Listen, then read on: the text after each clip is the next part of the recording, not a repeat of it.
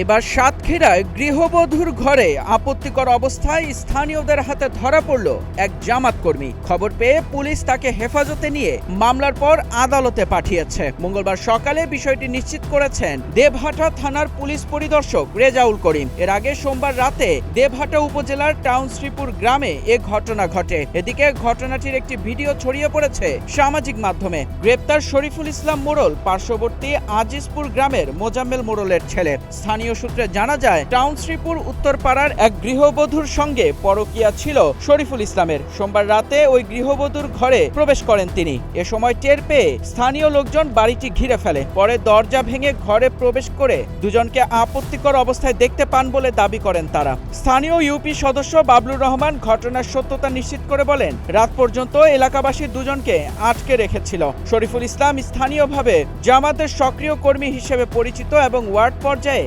সাংগঠনিক দায়িত্ব পালন করতেন। দেবহাটা ইউনিয়ন জামাতের 7 নম্বর ওয়ার্ড সভাপতি আব্দুস সালাম মাস্টার জানান, শরীফুল ইসলাম তাদের সংগঠনের একজন সক্রিয় কর্মী। ঘটনার বিষয়ে তিনি প্রথমে অবগত ছিলেন না, পরে লোকমুখে শুনেছেন। অভিযোগের সত্যতা যাচাই করে পরে সাংগঠনিকভাবে প্রয়োজনীয় সিদ্ধান্ত নেওয়া হবে বলে জানান তিনি। এর আগে সামাজিক মাধ্যমে ছড়িয়ে পড়া একটি ভিডিওকে কেন্দ্র করে সাতক্ষীরা 4 আসনের সংসদ সদস্য গাজী নজরুল ইসলামকে দল থেকে বহিষ্কার করেছিল বাংলাদেশ জামাতে ইসলামী।